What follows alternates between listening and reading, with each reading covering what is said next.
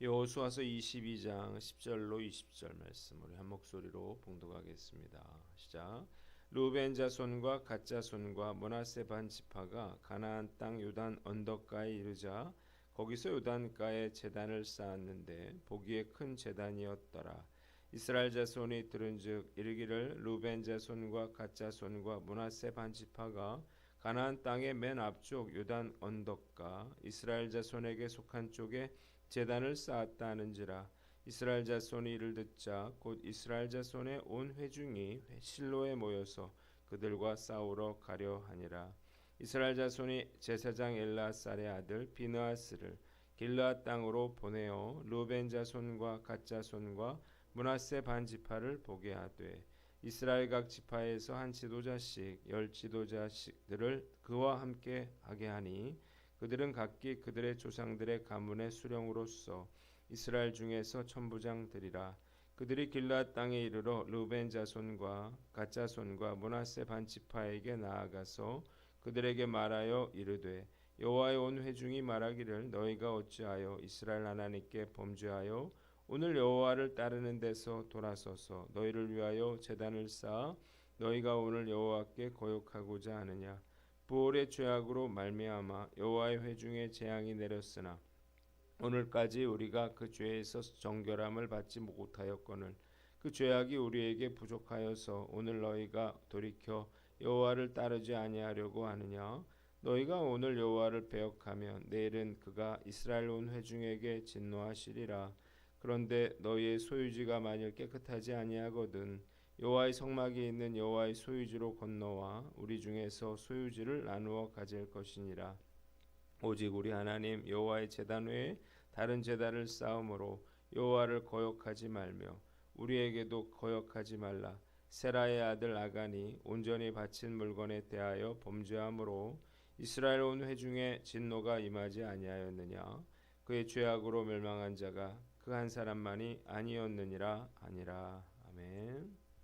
오늘은 여호수아서 22장 말씀을 가지고 신중함과 관대함이라고 하는 제목으로 묵상 나눔하도록 하겠습니다. 자, 오늘 내용은 요단 동편 지파가 요단 강가에 제단을 세웠다라고 하는 내용이 오늘 본문에 나와 있습니다. 자, 루벤 지파와 갓 지파와 므낫세 반 지파가 요단강에 이르렀을 때에 그곳에 아주 큰 제단을 쌓았습니다. 이 소식을 들은 이스라엘 백성들은 즉각 그들과 맞서 싸우려고 실로에 모여들었습니다.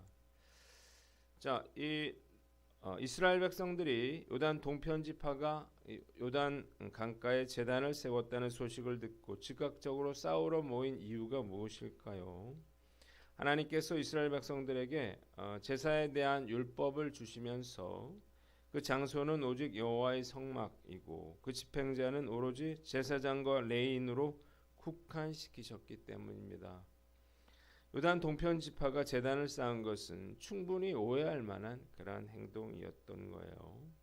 그러나 요단 동편 지파가 요단 강가에 세운 제단은 여호와 제사 제도의 단일성 및 순수성을 모독하는 그런 제사용 제단이 아니었습니다. 다만 자기들이 요단 서편 사람들처럼 하나님의 백성의 일원이고 또 가나안 정복 본토 전쟁에도 참여한 것을 기념하여 후대에 증거하려고 하는 것이었습니다. 그러나 다른 지파들은 그 진위를 몰랐기에 분노하여 그들과 싸우러 모인 것이었습니다. 자, 본문이 우리에게 주는 교훈이 있는데 오해받을 행동을 하지 말아라는 것입니다. 12절까지의 내용이에요. 한번 따라해 봅시다. 오해받을 행동을 하지 말라. 자, 두 지파반의 이런 행동, 이것은 어디서 나온 건가요? 어떤 신앙과 형제로부터 나온 것이었습니다. 그러나 이들의 실수가 잘못이 무엇이었나요? 이 일을 미리 다른 지파들에게 상의하지 않았다는 것입니다. 그러니까 충분히 오해받을 만한 행동을 하면서 이걸 미리 여호수아나 제사장과 전혀 의논하지 않고 행한 것, 이건 정말 경솔한 그런 행동이었던 거예요. 좋은 의도로 시작했지만 결국 이 행동으로 인해서 이들은 심각한 그런 위기에 처하게 되었습니다. 나비 효과라고 하는 그런 말이 있습니다. 어떤 일이 시작될 때 있었던 작은 변화가 나중에 엄청난 그런 결과로 나타날 수 있다고 하는 이론이에요. 미국의 기상학자 에드워드 로렌츠가 주장하는 것으로 브라질에 있는 나비의 날갯짓이 미국 텍사스의 토네이도를 일으킬 수 있다고 하는 이론인데요. 우리가 사력 입지 못한 행동, 말 한마디가 나비 효과와 같이 엄청난 그런 문제를 일으킬 수도 있다는 것입니다. 오늘 말씀 앞에서 우리가 한번 나 스스로를 돌아봐야 되겠습니다. 어떤 행동이, 어떤 말이 내 생각에는 괜찮을 거라 이렇게 생각이 되어도 다른 사람에게는 큰 불편함과 또 어려움을 끼칠 수가 있는 것입니다. 그래서 우리가 어떤 일을 결정할 때는 매우 신중하게 생각하고 사전에 충분히 이 일에 대해서 논의해야 합니다. 저도 예전에 이런 실수로 인해서 불필요한 그런 오해를 받은 일이 있었는데, 그래서 요즘에는 늘 미리 상의하고 결정하려고 노력을 합니다. 그런데도 사실 문제가 일어나죠. 오늘 말씀 앞에서 나는 어떤가 한번 돌아보고 우리가 오해받을 행동을 하지 않도록 최선의 노력을 다하는 저와 여러분들 되시기를 주님의 이름으로 축원합니다. 두 번째 본문 13절로 20절 말씀인데, 비느하스와 10명의 대표들이 조사를 위해서 요단 동편으로 갔다는 것입니다. 자, 이스라엘 사람들은 전쟁을 시작하기 전에 먼저 제사장 비느하스와 10명의 지파 대표들을 요단강 서편으로 보냅니다. 전쟁에 앞서 왜 이런 일이 벌어졌는지 진상을 파악하려고 하는 거예요. 자, 그들은 두 지파반이 있는 요단 동편 길르앗 땅에 도착해서 여호와의 제단 외에 다른 제단을 쌓음으로 범죄하지 말라, 하나님을 거역하지 말아라 이렇게 말합니다. 그러면서 바알볼의 죄악으로 인한 재앙과 민수기서 25장에 나옵니다. 그리고 아간의 범죄로 인한 재앙 여호수아서 7장에 나오죠. 이 이야기를 하면서 만일 그들이 원한다면 요단 서편의 땅을 나눠줄 터이니 하나님을 거역하지 말아라, 그렇게 간곡하게 호소하고 있습니다. 자, 본문이 우리에게 주는 교훈이 있는데, 첫째로 사실부터 확인하라는 거예요. 한번 따라해 봅시다. 사실부터 확인하라. 자, 여호수아는 먼저 사실을 확인하기 위해서 제사장 비느하스와 10명의 지파 대표들을 요단 서쪽으로 보냈습니다. 그리고 그들이 이런 일을 행한 의도부터 파악하고 사실 확인 작업부터 하고 있다는 거예요. 우리가 어떤 일로 인해서 흥분하고 또 분노하기 전에, 화를 내기 전에 먼저 해야 될 일이 있는데, 그것은 이 일이 사실이냐라고 하는 거예요. 그리고 내가 들은 것이 맞는지, 또 맞다면 어떤 의도로 이 일을 행했는지 먼저 확인하는 것이 순서입니다. 두 가지 문제가 있는데, 사람들이 불쾌한 일, 이런 일을 당했으면서도 확인을 하지 않는 경우가 있어. 그냥 자기 스스로 내가 그냥 용서하는 거죠. 그러면서 마음속에는 늘 억울한 마음을 품고 있는 거예요. 그리고 확인도 하지 않고 화부터 내거나 이런 것 둘 다 잘못된 거예요. 요즘 가짜 뉴스들이 판을 치고 있는데, 일단 카더라라고 하는 말로 사람들을 정죄하죠. 그리고 나중에 재판을 해서 혐의가 없음으로 밝혀져도 아무도 그것에 대해서 책임지는 사람이 없습니다. 그래서 저는 성도들에게 만일 누가 내 발을 밟았다면, 그렇게 느껴진다면 화를 내거나 지레 용서부터 하지 말고 그 사람이 내 발을 진짜 밟았는지 먼저 확인부터 하라, 이렇게 제가 말씀드립니다. 사실을 확인해야 용서를 하든 화를 내든 그럴 거 아니겠어요. 자, 그래서 우리가 먼저 사실부터 확인하는 거, 그게 중요한 거예요. 피해의식을 가지고 사는 사람의 특징이 있는데 늘 사람들을 오해한다는 것입니다. 이건 정신질환에 가까운 건데, 의처증이나 의부증도 마찬가지죠. 모든 일에 다 의심을 해요. 경중은 있겠지만 이런 사람들이 적지 않습니다. 자, 우리가 내 생각이 얼마든지 틀릴 수 있다는 사실을 믿으시기를 바랍니다. 오해일 수도 있는 거예요. 그래서 우리가 먼저 사실부터 확인을 하셔야 합니다. 사실을 확인하는 건 잘못된 게 아니에요. 화를 내는 것, 마음속에 원망을 품고 사는 것보다는 훨씬 나은 일이에요. 우리가 사실부터 그래서 제가 성도들에게도 어떤 힘든 일이 있으면 저에게 주저하지 말고 힘들어하지 말고 미워하지 말고 먼저 물어보시라 그렇게 말씀드려요.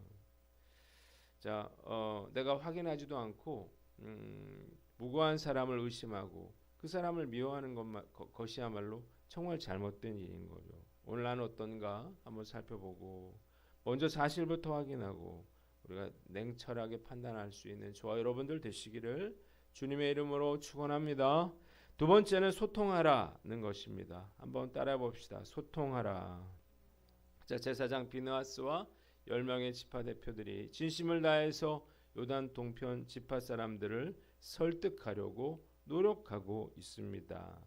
자, 그들은 바알볼 사건으로 인해서 이스라엘 백성들이 하나님으로부터 징벌을 받아 연병으로 하루 만에 24,000명이나 되는 사람들이 죽은 사건, 그리고 세라의 아들 아간 한 사람의 범죄로 인해서 수많은 사람들이 고통받은 사건에 대해서 예를 들면서 적극적으로 그들을 설득하려고 노력하고 있습니다. 그리고 동시에 만일 너희의 땅이 좋지 않게 여겨진다면 우리가 이미 기업으로 분배받은 요단 서편의 땅까지도 나눠주겠다 이렇게 말하고 있습니다.